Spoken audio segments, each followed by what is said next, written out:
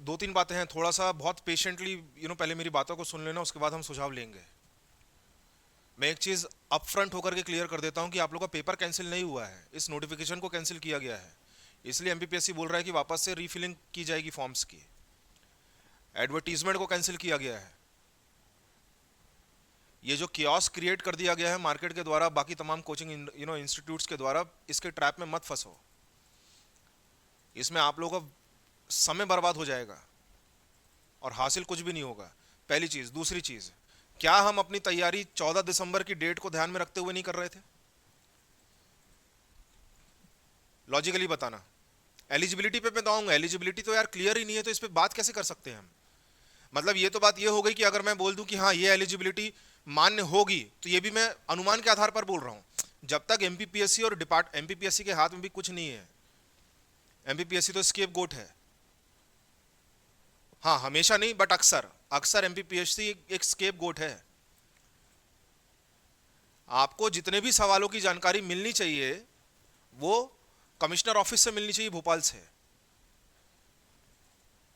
जब तक वहां से कोई नोटिस जारी नहीं होता तब तक एमपीपीएससी भी क्या ही नोटिस जारी कर देगा। आप लोग इंस्टाग्राम में रील देख रहे होगे, आप लोग यूट्यूब में इन सब चीज़ों को इनके लेक्चर्स देख रहे होगे, बाकी तमाम महानुभवी लोग जो जिस तरीके की बात अपनी रख रहे हैं। फूड सेफ्टी ऑफिसर के एग्जाम कैंसिल नहीं हुआ है, नोटिफिकेशन को रद्द किया गया है, निरस्त किया गया है।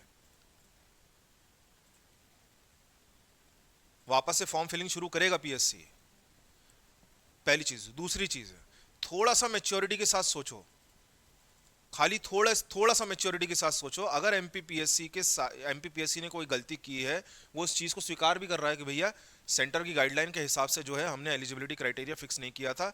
उन्होंने बोला है, कमिश्नर ऑफिस से हमारे पास जो है नोटिस आया है कि इसको निरस्त किया जाए, तो हम निरस्त कर रहे हैं। इसका मतलब एमपीपीएससी भी दूसरे के आदेश का पालन कर रहा है, मनगढ़ंत नीति थोड़ी बना रहा है, मनगढ़ंत पॉलिसी थोड़ी बना रहा है।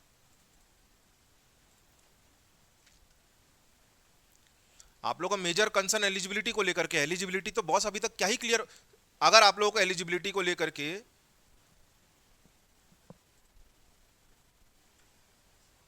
सबके साथ समस्या है क्या? मतलब ये आवाज को लेकर के, आवाज ठीक नहीं आ रही है क्या?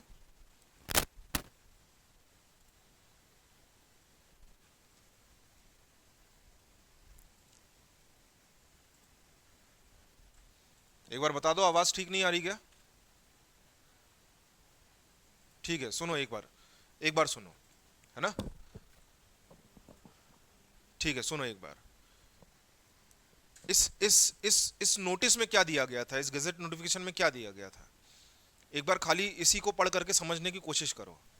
इसमें एमपीपीएससी पहले आप लोगों को बता रहा है कि भैया हमने दिसंबर 12 तारीख को 2024 में एक नोटिफिकेशन जारी किया था, है ना, फूड सेफ्टी ऑफिसर के एग्जाम का। कार्यालय आयुक्त खाद्य सुरक्षा एवं नियंत्रक खाद्य एवं औषधि प्रशासन के पत्र क्रमांक इतने इतने में दिनांक 2025 25 4 में उल्लेख किया गया है कि उक्त पद की शैक्षणिक अर्हता में भारत सरकार द्वारा अधिसूचना दिनांक 28/3/2025 के माध्यम में संशोधन किया किए जाने से उक्त विज्ञापन निरस्त करने का अनुरोध किया गया है। किसने अनुरोध किया भाई? पीएससी खुद जानबूझ के नहीं कर रहा है, ये इन्होंने अनुरोध किया है, आयुक्त के कार्यालय से अनुरोध आया है, इसलिए पीएससी जो है इस चीज को जो है कैंसिल किया है। और एडवर्टीजमेंट, अब यहां पढ़ लो ना यार, विज्ञापन निरस्त किया जाता है, पेपर निरस्त करने की बात हो रही है क्या? आप लोग थोड़ा सा ठीक तरीके से जो चीज आपके सामने पेश की जा रही है, चाहे वो आयोग की तरफ से की जा रही हो, चाहे वो विभाग की तरफ से की जा रही हो, उसको ठीक तरीके से पढ़ते क्यों नहीं हो? ये सबसे मेजर ड्रॉबैक है जो आप लोग इंस्टाग्राम की रील में कोई फैकल्टी आ गया और वो बोल रहा है कि ये बात अच्छी नहीं है, पीएससी अपने मन तरीके से जो है काम। अरे पीएससी नहीं कर रहा अपने मन से काम। पीएससी अपने मन से काम कर रहा होता तो पीएससी का लेवल यूपीएससी के बराबर का होता, पीएससी की क्रेडिबिलिटी यूपीएससी के बराबर की होती। पीएससी नहीं कर पा रहा अपने मन से काम।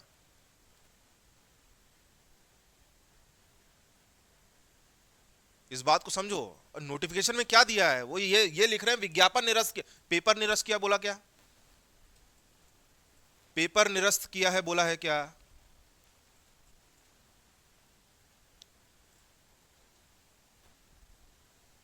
और रही बात एलिजिबिलिटी की, कौन कौन एलिजिबल है कौन कौन नहीं है, आपके सामने सेंटर की गाइडलाइन के हिसाब से भी दिया हुआ एलिजिबिलिटी क्राइटेरिया कि कौन कौन एलिजिबल होगा। एक बार उसको पढ़ लो। आप लोगों के व्हाट्सएप ग्रुप में तमाम लोगों ने शेयर तो किया ही है कि ये सेंटर के हिसाब से फूड सेफ्टी एग्जाम के लिए, फूड सेफ्टी ऑफिसर के एग्जाम के लिए कौन कौन एलिजिबल है। ये देखो यहां एक चीज दी हुई है, नेम ऑफ पोस्ट क्या, central food safety officer, degree in food technology और dairy technology, biotechnology, oil technology, agriculture science, veterinary science, biochemistry, microbiology और मास्टर्स इन केमिस्ट्री और degree in medicine from a recognised university और या फिर any other equivalent और recognised qualification notified by the central government. इस चीज का हुआ क्यों बना दिया? मतलब आप लोग तो पढ़े लिखे लोग हो यार, आप लोग पेपर की तैयारी कर रहे हो, कम से कम इतनी मेच्योरिटी तो रखो। नोटिफिकेशन को पढ़ने के साथ साथ उसको समझने की भी तो इस कला को विकसित करो। हमारे सामने सबसे बड़ी चुनौती पता है क्या है आज की डेट में? मैं सिर्फ अपनी बात नहीं कर रहा हूं, मैं आप लोगों की बात भी कर रहा हूं, क्योंकि मैं भी इसी फील्ड से निकला हुआ व्यक्ति हूं। हमारे सामने सबसे बड़ी चुनौती यह है कि हम उन बातों पर यकीन करते हैं जो बात हम सुन रहे हैं, पढ़ नहीं रहे हैं। हम सुनी सुनाई बातों पर यकीन करते हैं। इसलिए मैंने यूट्यूब में एक भी लेक्चर नहीं डाला, इसलिए मैंने यूट्यूब में कोई भी ये फूड सेफ्टी ऑफिसर के एग्जाम को कैंसिल किया गया, निरस्त किया गया, इस तरह की बकवास की ही नहीं। वो उन लोग का विश्लेषण है। ऐसे लेक्चर डाल करके अपना वॉच आवर बढ़ा लेंगे और चैनल को मोनेटाइज कर लेंगे, हो गया उनका काम खत्म। 3 दिन से यही चल रहा है। किसी भी लेक्चर में, किसी भी यूट्यूब में एक बार भी ये किसी ने नहीं बोला कि भैया विज्ञापन को निरस्त किया गया है, पेपर को निरस्त नहीं किया गया। पेपर तो होगा, अब पेपर होगा, अब इसको लेकर के हमारे सामने दुविधाएं हैं। कुछ सवाल इसके संबंध में आएंगे जिनको डील करना थोड़ा जरूरी है। क्या लिख रहे हैं साहब, मनोहर साहब?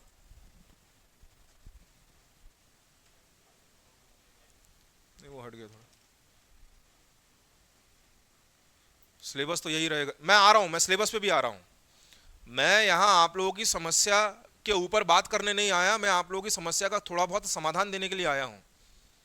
ये समस्या आप लोगों की अकेले की समस्या नहीं है। मैं सिलेबस पे भी आऊंगा साहब, थोड़ा सा इंतजार कर लो। जो चीज मैं बोलना चाह रहा हूं एक बार उसको समझ लो।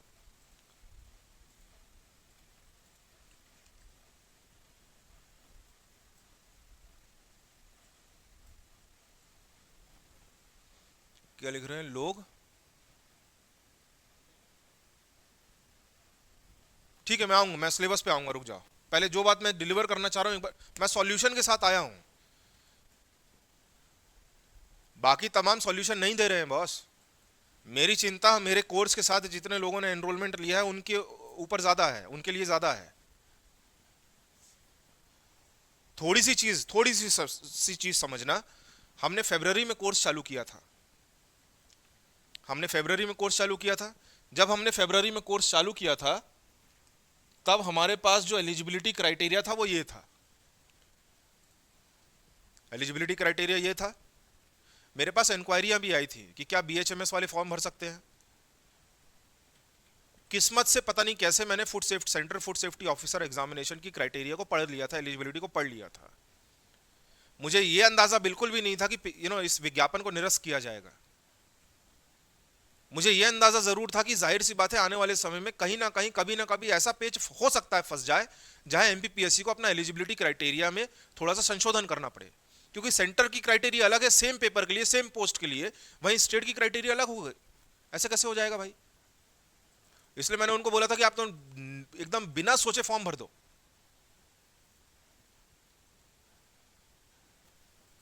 क्योंकि मेडिकल फील्ड है, सेंटर की क्राइटेरिया में फिट बैठ रहा है। मैं आप लोगों को एक चीज क्लियर कर दूं, एलिजिबिलिटी को लेकर के अभी तक, जब तक या तो आयोग की तरफ से, या तो सेंट्रल गवर्नमेंट की तरफ से, या कमिश्नर ऑफिस से, ईदगाह हिल्स भोपाल की तरफ से कोई ना कोई जब तक कोई विज्ञापन हमारे सामने नहीं आ जाता, अपना दिमाग मत लगाओ। आप लोग डिमोटिवेट हो जाओगे। और वैसे भी लगभग मेरे को आज सुबह की चैट पढ़ करके समझ में आ गया यार, क्यों अनुमान लगा रहे हो कि कौन बाहर होगा और कौन अंदर आएगा।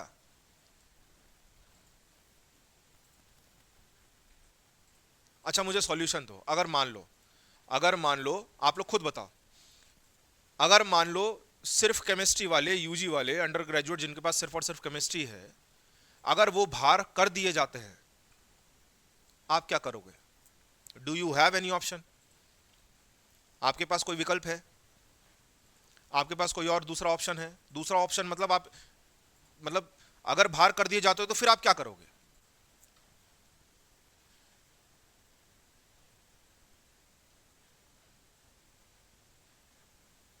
मुझे सॉल्यूशन दे दो। आप लोग, आपने खुद भी सोचा होगा कि यार अगर मैं भार हो गया या भार हो गई तो फिर मैं इस सिचुएशन में क्या करूंगा या क्या करूंगी।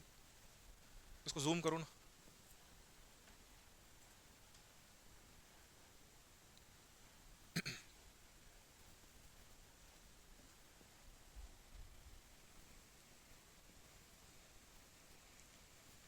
फिर से पेपर होने से, भाई पेपर तो अभी हुआ ही नहीं था, फिर से वाली बात कहां से आ गई?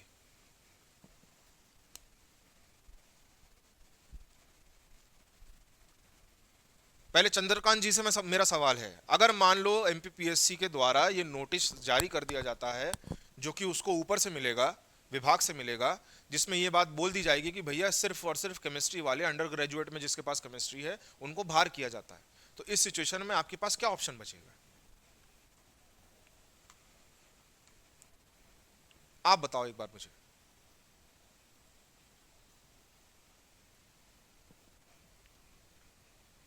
शैलेश जी आपका सवाल जेन्युइन है, मैं इस पे आऊंगा।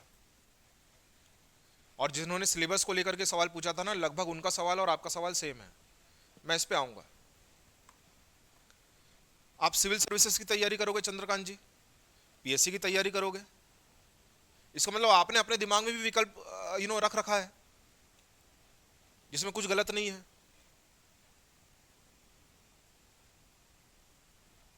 अगर चंद्रकांत जी का कहना यह है कि भैया फिर मैं सिविल्स की तैयारी कर लूंगा, पीएससी में ध्यान दे दूंगा, इसका मतलब आपके पास विकल्प है। भाई जब विकल्प है तो हम एक्सट्रीम पे जाकर के क्यों सोच रहे हैं किसी चीज को?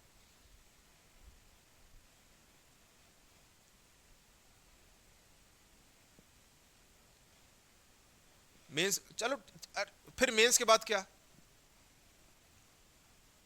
आपका मेंस का पेपर हो जाएगा, 14 तारीख को आपका मेंस का पेपर खत्म हो जाएगा।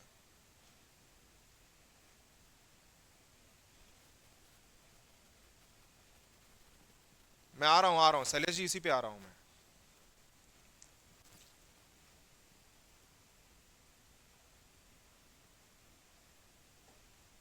14 तारीख को आपका मेंस खत्म हो जाएगा, उसके बाद फिर आप क्या, फिर क्या फूड सेफ्टी ऑफिसर की तैयारी छोड़ दोगे?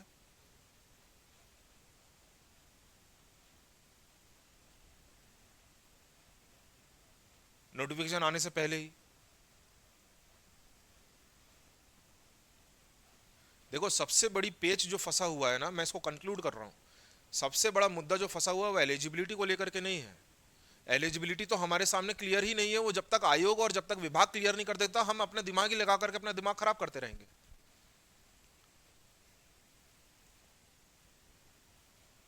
अभी सबसे बड़ा मुद्दा यह है कि मान लो नए नोटिफिकेशन के साथ अगर सिलेबस में कोई बदलाव आ जाता है तो क्या होगा?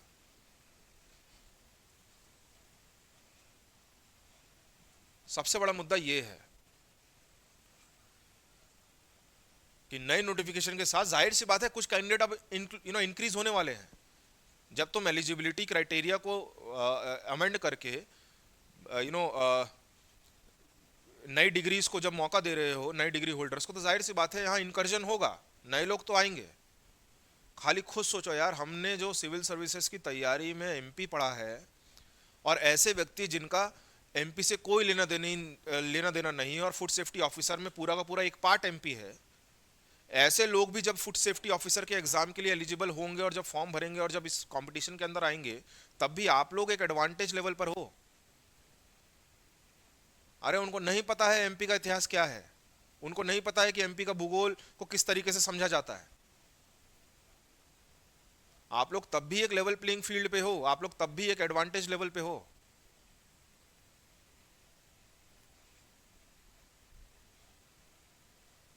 सबसे बड़ा मुद्दा यह है कि क्या सिलेबस में कोई बदलाव होगा? क्या सिलेबस में कोई बदलाव होगा? मैं आप लोगों को सॉल्यूशन देने के लिए आया हूँ भाई। मेरा बिल्कुल, मेरा शुरुआत से कोई इंटेंशन नहीं है, मेरा मतलब मेरा तो ये समस्या को पकड़ करके रह करके सोचने वाली प्रवृत्ति मेरी है ही नहीं। अगर समस्या दिख गई तो भैया पहले समाधान के ऊपर ध्यान दो।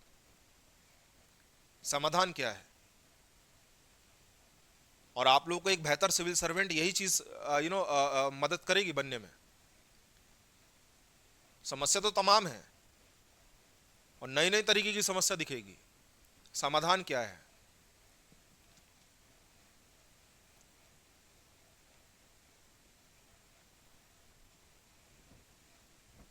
मैं आ रहा हूँ, चलो मैं सिलेबस पे ही आ रहा हूँ सीधा। देखो, हमारे सामने अभी सबसे बड़ी चुनौती ये है, और क्लियरली हमको इस बात का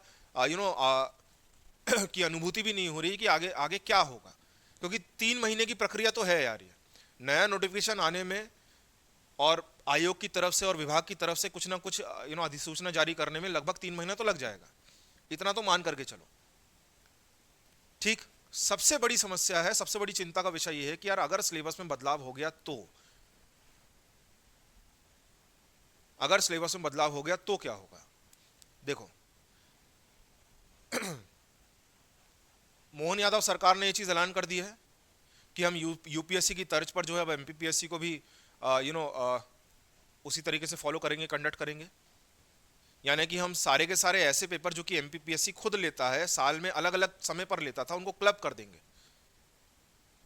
तो साल में लिए जाने वाले एग्जाम्स की संख्या हम कम करने जा रहे हैं, यही चीज बोलिए। इस चीज के बारे में आप लोगों को जानकारी है कि नहीं है? मोहन सरकार ने क्या फैसला लिया है with regards to amending the procedure of MPPSC, इस चीज के बारे में आप लोगों को जानकारी है कि नहीं है? नहीं है। देखो, ये यही चीज है, मतलब जिसको जानकारी नहीं है, आप लोग थोड़ा सा हट करके इन राज्य की गतिविधियों में भी थोड़ा सा इंटरेस्ट लगाओ। ये चीज आप लोगों के डोमेन की चीज है यार। This is where we lack. यही जो है हम पीछे हो जाते हैं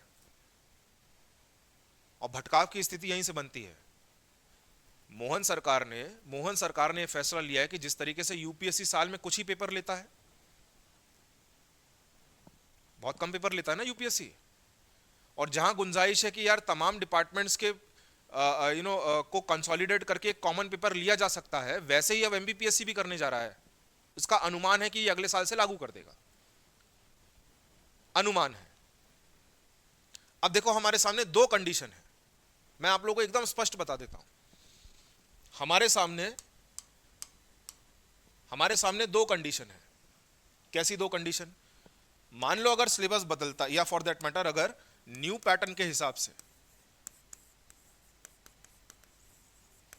न्यू पैटर्न क्या है? न्यू पैटर्न जो कि सरकार ने अभी घोषणा की है, वो उसकी बात कर रहा हूं मैं, कि एमपीपीएससी तमाम पेपर को जो है क्लब करके एक कॉमन पेपर ले लेगा, जैसे फॉरेस्ट और स्टेट सर्विसेज का पेपर एक साथ होता था प्रीलिम्स का।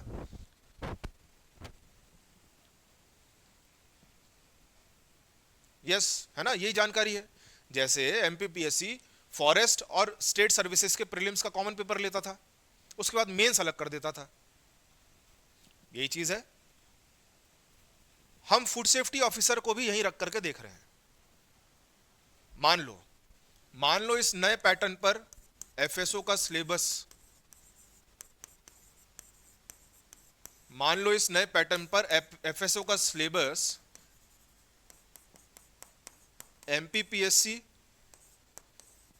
सिविल सर्विसेज के सिलेबस से क्लब करते हैं।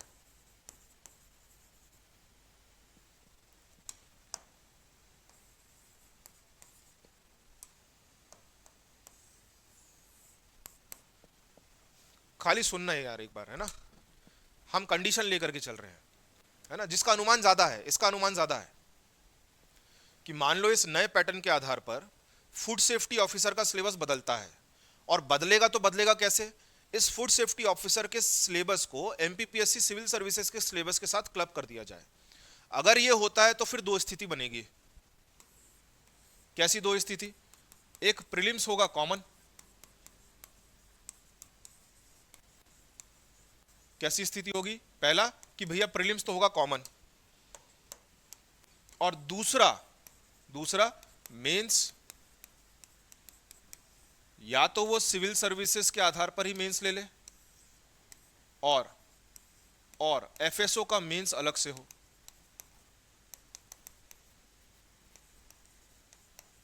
जैसे फॉरेस्ट के लिए होता है, जैसे फॉरेस्ट के लिए होता है। नमस्कार आयुष। ये दो ही स्थिति बन पाएगी। तीसरी स्थिति अगर होगी तो वो ये होगी कि जिस तरीके से सिलेबस अभी डिफाइंड है वही चलेगा। इन तीन के अलावा और कोई स्थिति हो ही नहीं सकती। कोई अगर तीसरी सॉरी कोई अगर चौथी स्थिति बन पा रही हो तो मुझे आप लोग खुद बता दो। यू ओनली टेल मी कि सर एक गुंजाइश ये भी हो सकती है। हमारा सबसे बड़ी चिंता का विषय ये है यार, एलिजिबिलिटी क्राइटेरिया को तय करने वाले हम तो नहीं है। एलिजिबिलिटी क्राइटेरिया को लेकर के कुछ भी टिप्पणी करना मतलब वो अनुमान आधारित टिप्पणी है, और अनुमान है तो उसकी कोई सीमा नहीं है, लगाते रहो अनुमान।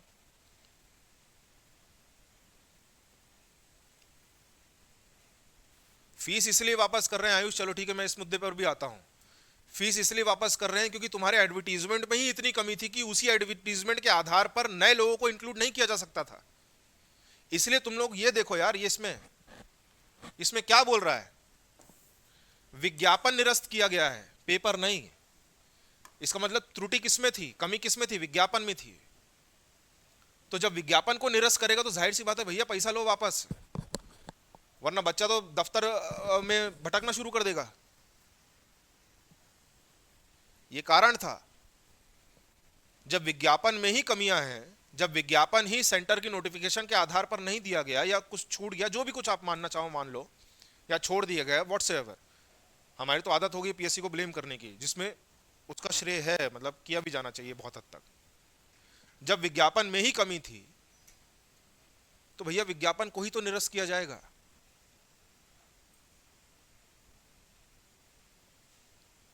अगर आपको अनुमान ही लगाना है, स्पेक्युलेट ही करना है और एक्सट्रीम लेवल पर करना है, तो आप लोग ये क्यों नहीं सोच रहे हो कि यार सिलेबस को लेकर के कुछ बात नहीं हुई? क्या पीएससी ने सिलेबस को लेकर के कोई बात कही?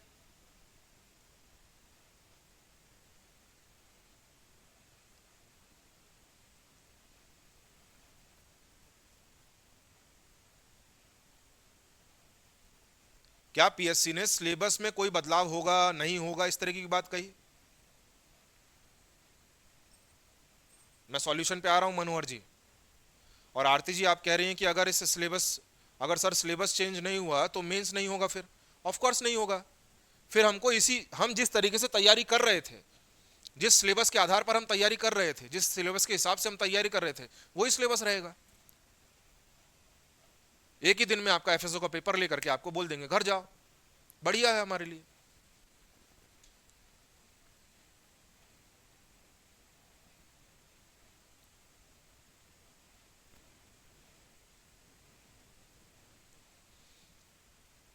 चंद्रकांत जी, मैं इसमें बिल्कुल मैं किसी भी तरीके का आप लोगों को अनुमान के आधार पर तो एलिजिबिलिटी क्राइटेरिया में कुछ बोल ही नहीं पाऊंगा।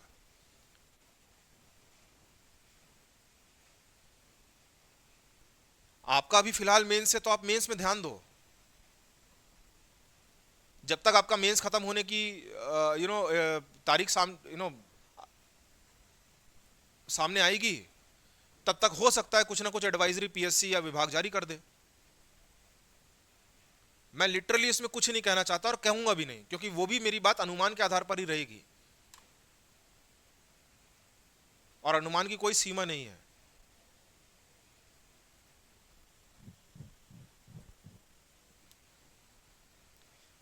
मतलब मेरा पर्सनल चीज यही है, मतलब मैं आप लोगों को कोई किसी भी तरीके से भ्रमित नहीं करना चाह रहा हूं। मेरा सबसे बड़ा मुद्दा यह है, देखो पेपर तो होगा, ये मैं आप लोग को आज भी लिख करके दे सकता हूं, पेपर तो होगा। जब हम 14 दिसंबर की तारीख को ध्यान में रखते हुए तैयारी कर रहे थे, हमारे सामने मतलब कल से लेकर के 14 दिसंबर तक या दिसंबर तक हमारे पास अभी भी 8 महीने का समय है। और 8 महीने में चाहे एमपीपीएससी तो पूरी की पूरी प्रक्रिया खत्म करके वापस से फॉर्म रिफिलिंग करवा करके डेट वही की वही फिर से घोषित कर सकता है कि भैया 14 तारीख को ही पेपर होगा। बहुत गुंजाइश है, 8 महीने हैं यार, किसको बोलते हैं। तो जब हम 14 तारीख को ध्यान में रखते हुए तैयारी कर रहे थे तो क्यों ना हम इस तैयारी को चालू रखें। आप लोग टॉपर्स के हिसाब से नहीं सोच रहे हो बॉस। सिलेबस चेंज होगा तो सारी जिम्मेदारी हमारी है ना यार, आप लोगों को सोचने की जरूरत ही नहीं है। This is what I am trying to say. Yes Sandhya ji and Sachin ji. अच्छा चलो, मैं अपनी तरफ से आप लोगों को तीन ऑप्शन दे रहा हूं। मैं अपनी तरफ से आप लोगों को तीन ऑप्शन दे रहा हूं। पहले हटाओ, चलो पहले ये चीज अपने दिमाग में बैठा लो। अगर मान लो नए पैटर्न के हिसाब से एफएसओ का सिलेबस बदलता है तो वो पीएससी के आधार पर सिलेबस होगा। और इस कंडीशन में हमारे सामने दो सिचुएशन बनेगी, या तो एफएसओ का प्रीलिम्स स्टेट सर्विसेज के प्रीलिम्स के साथ ही ले लिया जाए, जिसमें भी आप लोगों को समस्या नहीं होगी। अरे मैं तो गारंटी के साथ आप लोगों को वो नोट्स प्रोवाइड करूंगा जिसको पढ़ मात्र करके आप लोग अगर पढ़ लोगे, आत्मसात कर लोगे, तो आप लोगों का प्रीलिम्स नहीं रुकेगा। ये मैं एफएसओ के लिए नहीं, ये मैं स्टेट सर्विसेज के लिए भी बोल रहा हूं। 14 जून को अपना एमपीपीएससी मेंस का पेपर खत्म होगा। 15 जून को होपफुली, अभी प्लानिंग मोड में है, होपफुली इंदौर में एक स्कॉलरशिप टेस्ट रखूंगा मैं। 15 जून को आप लोगों को मैं गारंटी के साथ ये एडवर्टीजमेंट करूंगा कि गारंटी के साथ जितने भी बच्चे हमारे साथ ऑफलाइन बैच में जुड़ेंगे उनका प्रीलिम्स तो नहीं रुकेगा। और जब प्रीलिम्स नहीं रुकेगा तो उसके बाद फिर मैं गारंटी लूंगा कि भैया मेंस भी नहीं रुकेगा, सिलेक्शन की गारंटी दूंगा मैं। अब इस वीडियो को आप लोग क्लिप बना करके वायरल करना है तो कर दो। आप लोग तो सिर्फ वही नोट्स पढ़ लेना जो मैं दूं, प्रीलिम्स रुकेगा नहीं। फिर चाहे वो एफएसओ और स्टेट सर्विसेज का कंबाइंड प्रीलिम्स हो, सेपरेट हो, जैसा हो। दूसरी कंडीशन हमारे सामने क्या होगी, या तो सिविल सर्विसेज के आधार पर ही मेंस ले लिया जाए, या फिर एफएसओ का अलग से मेंस ले ले। एफएसओ का अगर अलग से मेंस लेंगे, अगर पीएससी अगर एफएसओ का अलग से मेंस लेगी तो बहुत लेबोरियस काम हो जाएगा, याद रखना, जो पीएससी चाहती नहीं है ना। पड़ा हुआ डंडा पीएससी नहीं उठाना चाहती।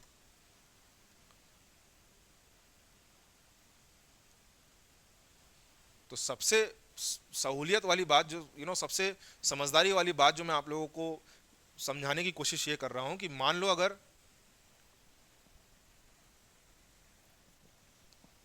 अरे दादा हाँ ऑनलाइन भी, ऑनलाइन भी है। ऐसा मत समझो कि अगर मैंने ऑफलाइन बोल दिया तो सिर्फ और सिर्फ ध्यान ऑफलाइन वाले बच्चों के पास ही रहेगा, के ऊपर रहेगा, ऐसा नहीं है। मैंने ऑनलाइन को ही अपने मोटिव एमपीपीएससी में, यार देखो होता क्या है, 4-4 5-5 साल से लोग तैयारी कर रहे हैं, मतलब इतना तो एवरेज हो गया है। 5-5 साल से लोग तैयारी कर रहे हैं और प्रीलिम्स नहीं निकाल पा रहे। पता नहीं कहाँ समस्या जाती है इन लोगों को। तो ऐसे ऐसे स्टूडेंट्स के लिए मैं ऑफलाइन में प्रेफर कर रहा हूँ कि भैया तुम हमारी निगरानी में रह करके, हमारे डिसिप्लिन में रह करके जो है तैयारी करो, पेपर जरूर निकलेगा। तो इसलिए मैंने फ्लो में ऑफलाइन मात्र बोल दिया। हम ऑनलाइन के ऊपर भी उतना ही ध्यान देंगे।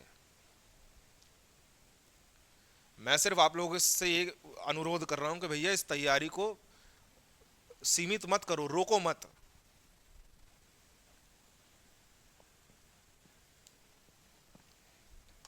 अरे जैसे फॉरेस्ट का पेपर होता है ना, मेंस का ऑब्जेक्टिव हो जाता है, तो वैसे ही हो सकता है आप लोगों का मेंस अलग से ऑब्जेक्टिव ले ले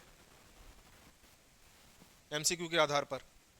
मैं आप लोगों के सामने तीन ऑप्शन रख रहा हूं। अभी मुझे बताना कलेक्टिवली, मैं इसको अपने ग्रुप में जो है पोल के हिसाब से भी पूछ लूंगा, बट चूंकि आप लोग 19 लोग मैं देख पा रहा हूं, 19 लोग ऑनलाइन है, मैं आप लोगों के सामने तीन ऑप्शन रख रहा हूं। आप लोग कलेक्टिवली बताना कि आप लोग कौन से ऑप्शन के साथ बेहतर जाने में आप लोगों को सहूलियत महसूस होगी। ठीक है, सिलेबस चेंज होगा, जिम्मेदारी मेरी है, तैयारी आप लोग ही मैं करवाऊंगा। खाली तीन ऑप्शन है, तीन ऑप्शन देख लो। सबसे पहला ऑप्शन,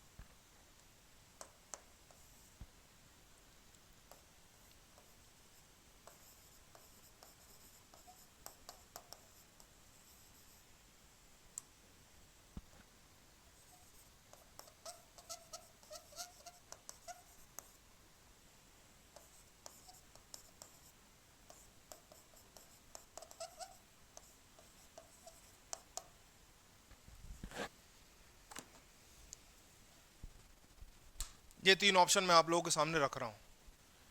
या तो पहला ऑप्शन, या तो हम पूरे के पूरे सिलेबस को अभी कंप्लीट कर दें सेम पैटर्न को ध्यान में रखते हुए, पूरे के पूरे सिलेबस को हम जिस तरीके से चल रहा था उसी तरीके से कंप्लीट कर दें इसी नए पैटर्न को ध्यान में रखते हुए, यानी कि दसों की दसों यूनिट की लाइव लेक्चर्स, दसों के दसों यूनिट के पीडीएफ और दसों के दसों यूनिट के आधार पर अपना एमसीक्यू। पहला ऑप्शन, पहले सुन लो, जवाब मत देना।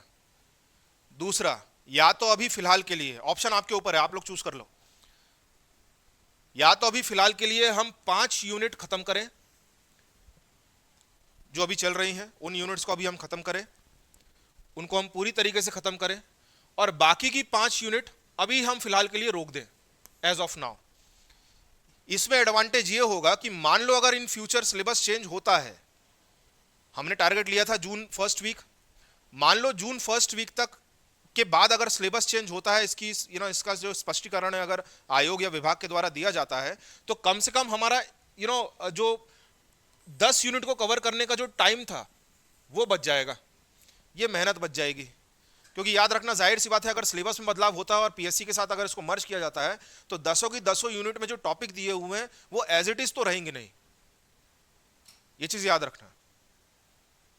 तो यहां हमारा समय बच सकता है। जस्ट इन केस कंडीशन क्या है, अगर सिलेबस में बदलाव होता है तो, इफ है, अगर सिलेबस में बदलाव होता है तो हम 5 यूनिट अभी खत्म कर लेते हैं और बाकी की 5 यूनिट के लिए हम इंतजार करते हैं। जैसे ही नोटिफिकेशन आएगा फिर हम ये 5 यूनिट शुरू कर देंगे उस आधार पर, अगर सिलेबस में कोई बदलाव नहीं होता है तो। तीसरा विकल्प, तीसरा ऑप्शन ये है कि जस्ट इन केस अगर पीएससी के सिलेबस के साथ इसको मर्ज कर दिया जाए सिविल सर्विसेज के, तो हो जाएगा प्रीलिम्स और मेंस। फाइन, ठीक। अगर ये होता है और प्रीलिम्स और मेंस में अगर पेपर होता, मेंस मतलब मैं डिस्क्रिप्टिव की बात कर रहा हूं, या चलो किसी भी तरीके से ऑब्जेक्टिव की भी ले लो, तो प्रीलिम्स के लिए मैं आप लोगों से सेम फीस में जो आप लोगों ने पे की है, इसी फीस में मैं आप लोगों की प्रीलिम्स की तैयारी करवा दूंगा। कोई एडिशनल चार्ज आपको नहीं देना है, live lectures as it is रहेंगे उसी फीस में, नोट्स मैं दूंगा पीडीएफ फॉर्मेट में, पार्ट ए पार्ट बी दोनों के, या प्रीलिम्स और मेंस दोनों के नोट्स दूंगा पीडीएफ फॉर्मेट में, लाइव लेक्चर दूंगा प्रीलिम्स के, और टेस्ट सीरीज दूंगा प्रीलिम्स की। ये इतना मैं कर सकता हूं आप लोगों के लिए। मेंस, रही बात मेंस की, तो मेंस की बात हम तब करेंगे जब इस पैटर्न पर कुछ ना कुछ फैसला आ जाएगा। अभी प्रीलिम्स तक के लिए तो मैं आप लोगों के ऊपर बर्डन नहीं डालूंगा, 1 रुपए भी चार्ज नहीं करूंगा।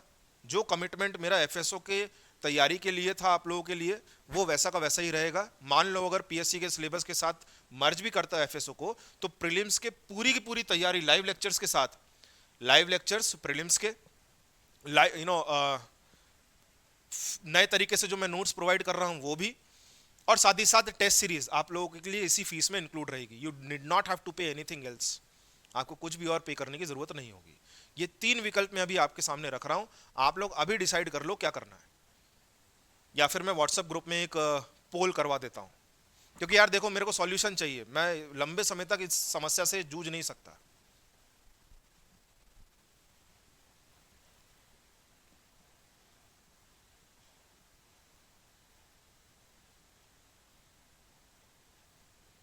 मैं लंबे समय तक यार समस्या को पकड़ करके नहीं बैठ सकता, I need solution.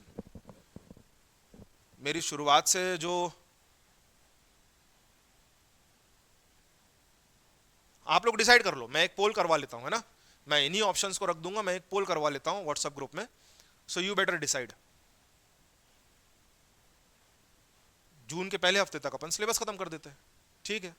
Majority of you are going with the first,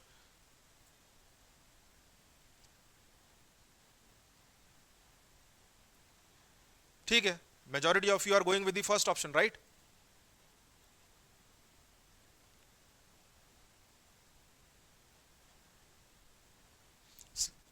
अमन राज जी, मैं भी मान रहा हूं सिलेबस चेंज नहीं होगा, अगर सिलेबस चेंज होगा तो वो इस कंडीशन में होगा, अदरवाइज नहीं होगा।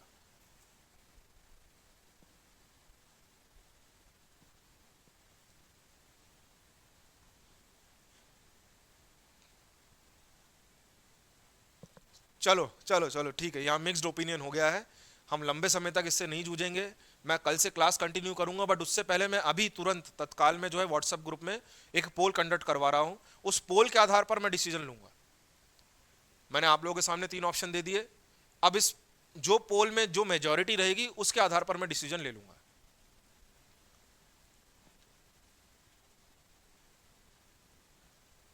यस ऑफ कोर्स, मानता हूं मैं, Aman ji.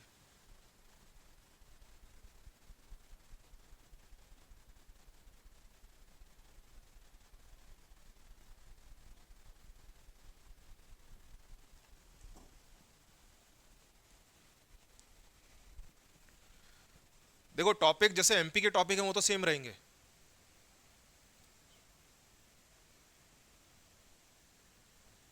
Of course Chandrakant ji, complete syllabus तो चेंज होगा नहीं। एमपी के टॉपिक तो स्टैटिक रहेंगे,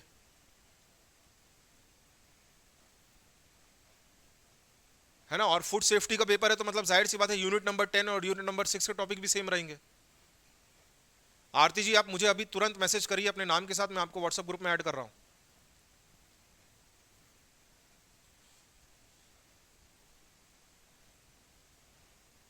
आप में से जो भी 17 18 19 लोगों में जो भी व्हाट्सएप ग्रुप में ऐड नहीं है, मुझे अभी तत्काल व्हाट्सएप करिए उसी नंबर पर पर्सनली। मैं अभी आप लोगों को ऐड कर रहा हूं।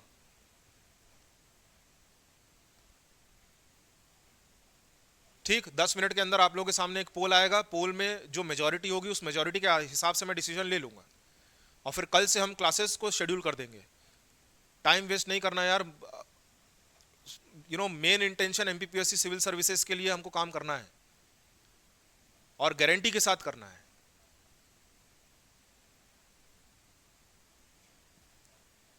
ना। मैं नहीं चाहता कि आप लोगों का भी समय बर्बाद हो और मेरा भी समय बर्बाद हो। ठीक है चंद्रकांत जी, मैं इसी पे चला जाऊंगा। मेजॉरिटी विंस लेंगे हम, और जो मेजॉरिटी आंसर देगी पोल में उसके आधार पर हम डिसीजन ले लेंगे।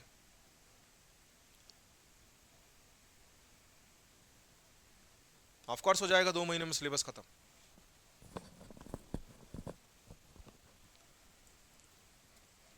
ठीक है, मैं वाइंड अप कर रहा हूं। जो भी व्हाट्सएप ग्रुप में ऐड नहीं है मुझे पर्सनली मैसेज कर दो, मैं अभी आप लोगों को व्हाट्सएप ग्रुप में ऐड कर लूंगा। मैं अभी एक 10 मिनट के अंदर एक पोल डलवा रहा हूं। अगर न्यू टॉपिक सिलेबस में ऐड होंगे तो वो आप हाँ मैं करवाऊंगा, करवा दूंगा।